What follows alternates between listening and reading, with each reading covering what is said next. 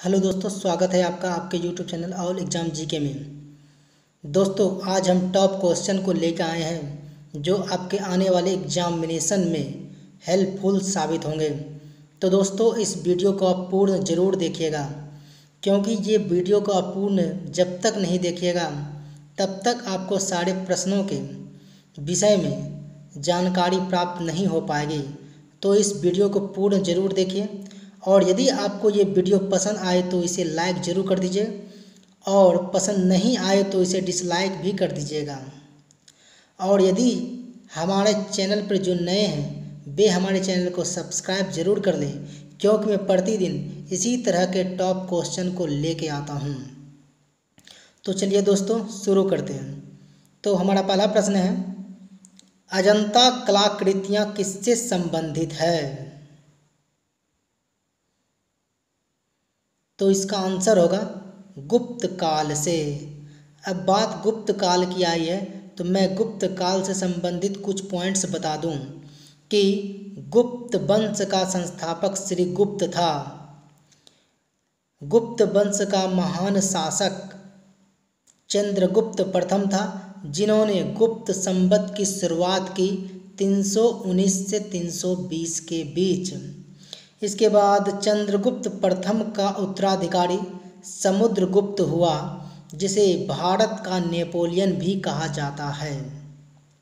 इसके बाद समुद्रगुप्त का उत्तराधिकारी चंद्रगुप्त द्वितीय हुआ, और इसी के शासन काल में चीनी बौद्ध यात्री फाहियान भारत आया था। और मैं बता दूं कि नालंदा विश्वविद्यालय की स्थापना कुमार गुप्त ने की थी। और एक पॉइंट है कि स्कंदगुप्त के शासन काल में ही हूनों का आक्रमण भी शुरू हुआ था। और इसके बाद एक और पॉइंट है कि अंतिम गुप्त शासक विष्णुगुप्त था। तो इतनी सारी जानकारी हमें इस प्रश्न से प्राप्त होती है, तो आप इन सभी को भी याद रख लें, क्योंकि प्रश्न किसी भी तरह का आ सकता है। तो चलिए आगे बढ़ते हैं। तो हमारा अगला प्रश्न है, कुमार संभवम महाकाव्य किस कवि ने लिखा था? तो इसका आंसर होगा कालिदास ने। अब बात कालिदास की आई है तो मैं इससे संबंधित कुछ पॉइंट्स बता दूं कि कालिदास ने 3 प्रकार की रचना की है, जिसमें से मालविका अग्निमित्रम कालिदास की पहली रचना है, और इसके बाद अभिज्ञान शाकुंतलम कालिदास की दूसरी रचना है। इसके बाद विक्रमो वर्ष्यम ये कालिदास की तीसरी रचना है। तो ये तीनों रचनाएं मुख्य रूप से नाट्य रचनाएं हैं। इसके बाद इन्होंने 2 महाकाव्य भी लिखे हैं, तो मैं उसे भी बता देता हूँ। तो पहला है कुमार संभवम और दूसरा है रघुवंशम। इसके बाद इन्होंने 2 खंड काव्य भी लिखे हैं, तो मैं उसे भी बता देता हूँ। तो पहला है मेघदूतम, दूसरा है ऋतु संहारम। इसके बाद ऑप्शन ए है बाणभट्ट। तो इन्होंने 2 महत्वपूर्ण रचनाएं की हैं। तो पहला है हर्षचरित्रम, दूसरा है कादम्बरी। इसके बाद ऑप्शन बी है चंद्रवरदाई। तो इन्होंने 2 रचनाएं की है। तो पहला है पृथ्वीराज रासो और दूसरा है पद्मावती। इसके बाद ऑप्शन सी है हरिसेन। तो इन्होंने प्रयाग प्रशस्ति की रचना की है, और ये समुद्रगुप्त के दरबारी कवि थे। तो आप इन सभी को भी याद रख लें। तो इतनी सारी जानकारी हमें इस प्रश्न से प्राप्त होती है। तो चलिए आगे बढ़ते हैं। तो हमारा अगला प्रश्न है, एलोरा में गुफाओं व शैलकृत मंदिरों का संबंध है केवल? तो इसका आंसर होगा हिंदुओं, बौद्धों एवं जैनों से। अब मैं कुछ पॉइंट्स इससे बता दूं कि हिंदू धर्म विश्व का प्राचीनतम धर्म है, और ये विश्व का तीसरा सबसे बड़ा धर्म है, जिसका कोई संस्थापक नहीं है। हिंदू धर्म के पवित्र ग्रंथों को दो भागों में बांटा गया है। पहला है श्रुति और दूसरा है स्मृति। तो श्रुति के अंतर्गत 4 वेद हैं, ऋग्वेद, सामवेद, यजुर्वेद और अथर्ववेद। और स्मृति के अंतर्गत ग्रंथ हैं रामायण, महाभारत, भगवत गीता, पुराण। इसके बाद बौद्ध धर्म से संबंधित में कुछ पॉइंट्स बता दूं कि इसके संस्थापक गौतम बुद्ध थे, जिनका जन्म 563 BC में लुम्बिनी में हुआ था तथा इसकी मृत्यु 483 BC में कुशीनगर में हुआ था। इसके बाद जैन धर्म से संबंधित मैं कुछ पॉइंट्स बता दूं कि जैन धर्म के संस्थापक ऋषभदेव थे और 24वें तीर्थकर महावीर थे, जिनका जन्म 540 BC में कुंडग्राम वैशाली में हुआ था और इसकी मृत्यु 468 BC में पावापुरी में हो गई थी। तो आप इन सभी को भी याद रख लें। तो इतनी सारी जानकारी हमें इस प्रश्न से प्राप्त होती है। तो चलिए आगे बढ़ते हैं। तो हमारा अगला प्रश्न है, नहर निर्माण कराने वाला दिल्ली का प्रथम सुल्तान कौन था? तो इसका आंसर होगा गयासुद्दीन तुगलक। तो बात गयासुद्दीन तुगलक की आए तो मैं इससे संबंधित कुछ पॉइंट्स बता दूं कि ये तुगलक वंश के संस्थापक थे। इन्होंने सांकेतिक मुद्रा का प्रचलन किया था और इन्होंने 29 बार मंगोल आक्रमण को विफल किया था। इसके बाद ऑप्शन बी है फिरोज तुगलक। तो ये ब्राह्मणों पर जजिया कर लगाने वाला प्रथम मुसलमान था। इसके बाद इन्होंने दीवान ए खैरात की स्थापना की और इन्होंने अपनी आत्मकथा फतूहात ए फिरोज शाही की रचना भी की। इसके बाद ऑप्शन सी है मोहम्मद बिन तुगलक। तो इसे अपने क्रूर कृत्यों के कारण स्वप्नशील, पागल एवं रक्त पिपासु कहा गया है। इसके बाद एक और पॉइंट्स है कि इसी के समय में इब्न बतूता भारत आया था, जो मोरक्को का था। अब इसके बाद ऑप्शन डी है बलबन। तो मैं इससे संबंधित कुछ पॉइंट्स बता दूं कि ये इल्तुतमिश का गुलाम था। इन्होंने तुर्कान ए चिहलगानी का विनाश किया था और इन्होंने दरबार में सिजदा एवं पैबोस प्रथा की शुरुआत की थी। एक और पॉइंट्स है कि इन्होंने लौह एवं रक्त की नीति का पालन भी किया था। तो इतनी सारी जानकारी हमें इस प्रश्न से प्राप्त होती है। तो चलिए आगे बढ़ते हैं। तो हमारा अगला प्रश्न है, हाल ही में मनरेगा के तहत सबसे ज़्यादा रोजगार देने वाला राज्य कौन बना है? तो इसका आंसर होगा उत्तर प्रदेश।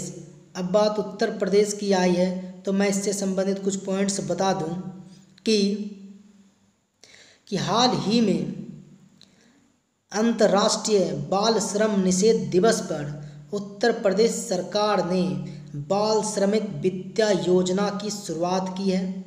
इसके बाद इन्होंने स्कॉलरशिप योजना की शुरुआत की है। फिर इन्होंने शादी अनुदान योजना की शुरुआत की है। फिर इन्होंने किसान कर्ज माफ़ी योजना की शुरुआत की है। इसके बाद ऑप्शन ए मध्य प्रदेश। तो इन्होंने चरण पादुका पहल योजना की शुरुआत की है। इसके बाद इन्होंने ऑनलाइन क्लासेस पर प्रतिबंध भी लगाया है। इसके बाद इन्होंने मुख्यमंत्री जन कल्याण योजना को भी लागू किया है। इसके बाद ऑप्शन सी है छत्तीसगढ़। तो ये रोका छेकी योजना हाल ही में शुरू की है। इसके बाद ऑप्शन डी कर्नाटक है। तो कर्नाटक राज्य में दुनिया का सबसे लंबा प्लेटफॉर्म बनाया जा रहा है। ये हुबली स्टेशन पर बनाया जाएगा, जिसकी लंबाई 1400 मीटर होगी। तो आप इन सभी को भी याद रख लें, क्योंकि प्रश्न किसी से भी आ सकते हैं। तो चलिए आगे बढ़ते हैं। तो हमारा अगला प्रश्न है, राष्ट्रपति किसकी सलाह पर किसी राज्य के राज्यपाल की नियुक्ति करते हैं? तो इसका आंसर होगा प्रधानमंत्री। अब बात प्रधानमंत्री की आई है, तो मैं बता दूं कि इसका वर्णन अनुच्छेद 74 में है और ये लोकसभा में बहुमत दल का नेता होता है। और मैं बता दूं कि अनुच्छेद 75 के अनुसार राष्ट्रपति प्रधानमंत्री की नियुक्ति करता है। और मैं बता दूं कि प्रधानमंत्री को पद और गोपनीयता की शपथ राष्ट्रपति दिलाता है। और एक पॉइंट्स बता दूं कि मंत्रिपरिषद सामूहिक रूप से लोकसभा के प्रति उत्तरदायी होता है।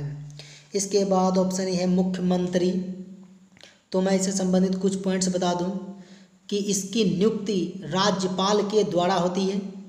यह विधानसभा में बहुमत दल का नेता होता है और राज्यपाल के सारे अधिकारों का प्रयोग मुख्यमंत्री ही करता है। इसके बाद ऑप्शन बी है मुख्य न्यायाधीश। मैं इससे संबंधित कुछ पॉइंट्स बता दूं कि मुख्य न्यायाधीश का वर्णन अनुच्छेद 124 में है और वर्तमान में भारत के मुख्य न्यायाधीश श्री शरद अरविंद बोबडे हैं। इसके बाद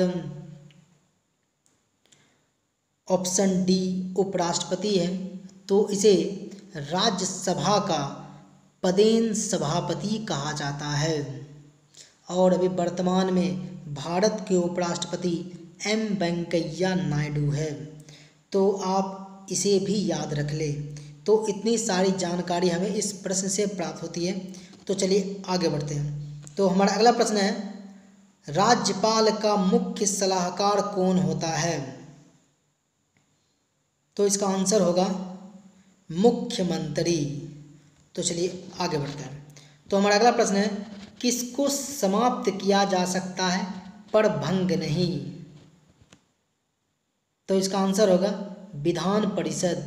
अब बात विधान परिषद की आए तो मैं से संबंधित कुछ पॉइंट्स बता दूं कि राज्य विधानमंडल का उच्च सदन होता है विधान परिषद और इसके सदस्यों का निर्वाचन अनुपातिक प्रतिनिधित्व की एकल संक्रमणीय मत पद्धति द्वारा होता है।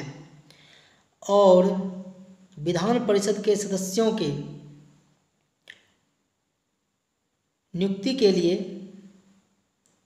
उसकी आयु 30 वर्ष होनी चाहिए। और मैं बता दूं कि इसके सदस्यों का कार्यकाल 6 वर्ष का होता है। इसके बाद ऑप्शन ए है राज्यसभा। तो मैं इससे संबंधित कुछ पॉइंट्स बता दूं कि राज्यसभा में अधिकतम सदस्यों की संख्या 250 हो सकती है। और मैं बता दूं कि वर्तमान में राज्यसभा में सदस्यों की संख्या 245 है।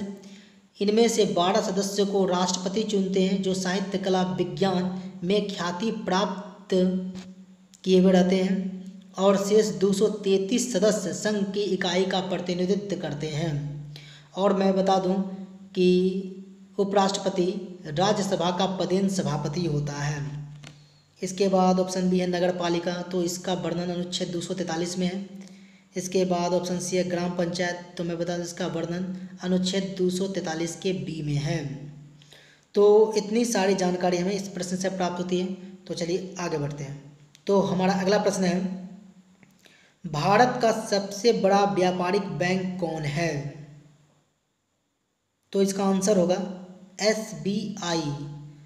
अब मैं SBI संबंधित कुछ पॉइंट्स बता दूं कि SBI बैंक की स्थापना 1 जुलाई 1955 ईस्वी में हुआ था और इसका मुख्यालय मुंबई में है।